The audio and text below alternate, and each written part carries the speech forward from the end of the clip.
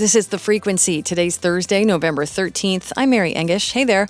In today's episode, more money is flowing into a program that encourages Vermonters to use batteries for backup power. A study looks at Vermont's vaccine exemption policies. An 1800s event helped shape how we talk about certain celestial phenomena.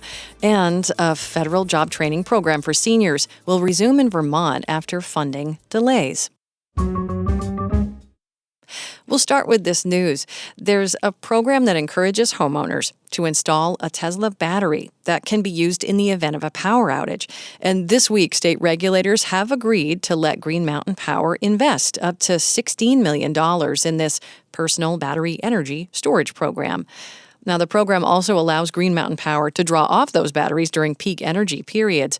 The company wanted to invest $32 million in the program, but the Public Utility Commission, they ruled to reduce that by about half. That should limit financial risk due to changes in the energy storage systems moving forward. And more than 4,200 customers have already installed the batteries. Green Mountain Power has a goal to install another 1,400 or so, according to the plan the commission approved this month. The University of Vermont plans to build a network of up to 20 weather towers across the state to better measure meteorological data. Joshua Benish is with UVM Water Resources Institute, and he says there are pockets all over Vermont and that are just not covered by the current weather forecasting system. We don't really have really good real-time measurements for precipitation, for soil moisture, for other things that really help us better predict flooding events across the state.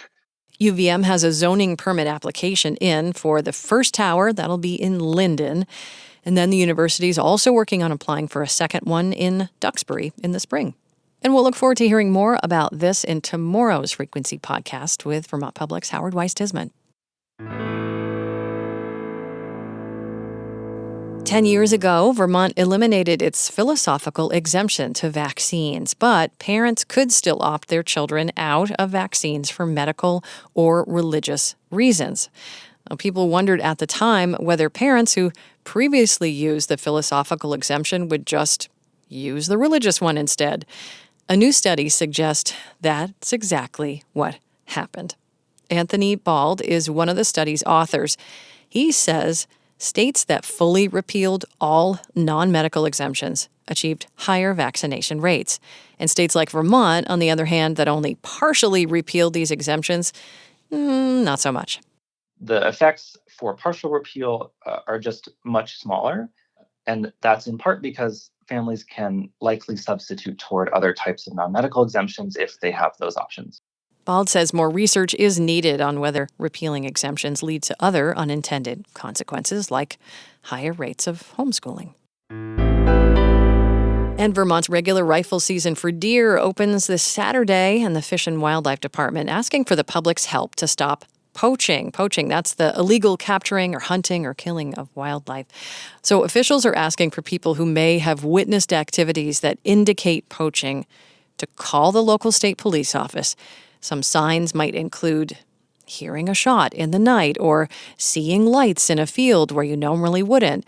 You can also call anonymously Operation Game Thief, and that number is 1-800-75-ALERT, ALERT. Rewards are paid for information that lead to arrests. On this day in Vermont history in 1833, it's what's known as the night the stars fell. What we now refer to as the Leonids, the meteor showers, put on an intense show and was visible across the northern United States. Some reports saying that in 1833, tens of thousands of meteors fell per minute. Just imagine that. Wow. Many indigenous peoples like the Lakota, they wrote down the event in their winter counts. That's a sort of calendar using pictographs to mark significant events from the year.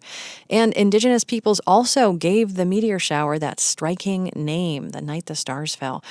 And here in Vermont, an eyewitness account from Reading went like this. The flashing was incessant. Some were awakened from sleep by the glare and the superstitious thought that the end of the world had come.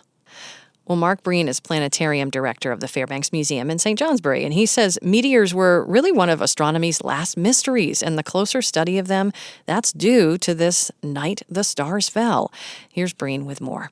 An astounding display of meteors appearing to rain down in the thousands left people in awe throughout the eastern U.S., including Yale professor Denison Olmsted. He's credited with the birth of meteor science, describing this event as a shower radiating from the constellation Leo the Lion, and have been known since that time as the Leonid meteor shower, peaking each year in November. This year's Leonid meteor shower will peak just before dawn on Monday, November 17th, and skies should be nice and dark on account of the new moon. When we come back, we'll hear more about a program helping some seniors with job training. We'll be right back. Thanks for listening to The Frequency, where support comes from 802 Spirits. When you shop at one of the 80-plus independently owned 802 Spirits stores across Vermont, you're supporting local Vermont communities. Learn more about how 802 Spirits contributes to the spirit of Vermont and the Vermont General Fund at 802spirits.com. And Springfield Cadillac GMC in Springfield, Vermont, offering a wide range of pre-owned electric vehicles starting at under $20,000. View all EV inventory at springfieldgmc.com. A federal job training program that helps thousands of low-income seniors each year will resume in Vermont next week. That's after a funding delay shuttered the program nationally in July. Vermont Public's Nina Keck reports that the interruption has taken a toll on dozens of older adults and nonprofits in Vermont. The Senior Community Service Employment Program has been around for decades to help people like Tanya Conway Broyles. At 63, I'm starting over. Conway Broyles is a former nurse and Air Force veteran. She stopped working for 13 years to raise her kids and let her husband manage their finances.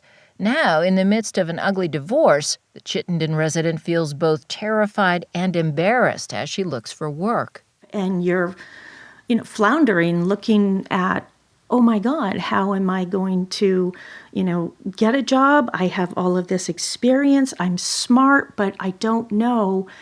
Should I apply at Walmart? I mean, what should I do? Conway Broyles hopes to get her nursing license back, but that will take at least a year and cost a lot of money. A more pressing problem, she realized, she never got comfortable using computers. That's when she heard about Associates for Training and Development, A4TD for short. It's a Vermont-based nonprofit that administers the federal senior jobs training program in 5 northeastern states. Conway Broyles began working with the organization in April. And they started at the very beginning. Do you know how to use your phone? Social media, Microsoft, Google. I said, oh my God, I don't even have a computer. So it's just been phenomenal. A4TD participants in Vermont are paid $15 an hour during training and when they're placed in jobs, usually with area nonprofits. Adults 55 and older can take part in the program for up to 4 years. Conway Broyles calls it a godsend. She says it helped her save money for nursing school, pay her bills, and learn how to compete in today's job market. And meeting others in the program helped her feel less intimidated and ashamed. I mean, there was an 80-year-old man that was just as vibrant and funny. And I thought, if he's going to go out there, I can go out there. But all that changed when the U.S. Department of Labor held up more than $300 million in program funds on July 1st. Suddenly, the training and paychecks for Conway Broyles and tens of thousands of other older Americans ended with no clear reason why. In Vermont, more than 24 nonprofits have also been affected, like Rutland's Community Cupboard. All right, good night, guys. One item out of here, one item. See you next week. In exchange for providing on-the-job training for older workers, nonprofits like this food shelf get much-needed staffing that they don't have to pay for. Audrey Bridge, the cupboard's director, says losing the 2 workers they got through A4TD has been tough. For instance, last month we served 1,088 families. And all that food has to be ordered, moved, stored, stocked, and distributed. Associates for Training and Development CEO Alex Fizz says he's relieved the federal funds have been released. He says their program will start back up November 19th. But Fizz worries about his clients who have been jobless the last 4 months, facing rising health care, housing, food, and heating costs. The hardest part of being able to get started again as an organization is we haven't spoken to them in 4 months. So for a lot of our participants, the first job is to find them, to make sure they're okay. As to why federal funding was held up in the first place, Fizz says he still doesn't know. He says government officials told him they were reevaluating A4TD and the 18 other organizations that administer the Senior Jobs Training Program to make sure they were aligned with the Trump administration's priorities. To our knowledge, all national grantees passed that review process. I'm just not sure why it took 4 months and why it didn't start until the funding was supposed to be released.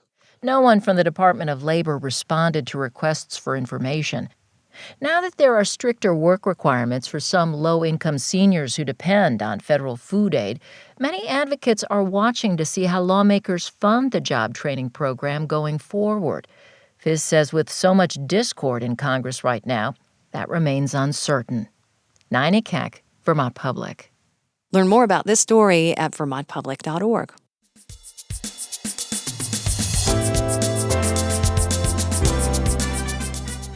Well, that's it for today's Frequency. Drop us a line at thefrequency@vermontpublic.org. Additional reporting today from Howard Weiss-Tisman, Lola DeFore, and Mark Davis.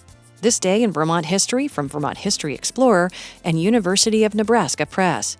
And The Eye on the Night Sky from the Fairbanks Museum and Planetarium.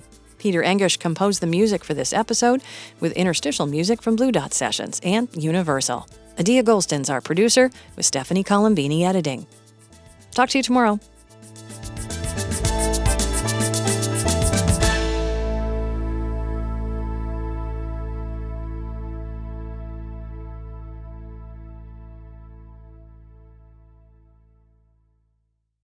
Sources and methods, the crown jewels of the intelligence community. Shorthand for how do we know what's real? Who told us? If you have those answers, you're on the inside, and NPR wants to bring you there. From the Pentagon to the State Department to spy agencies, listen to understand what's really happening and what it means for you. Sources and Methods, the new national security podcast from NPR.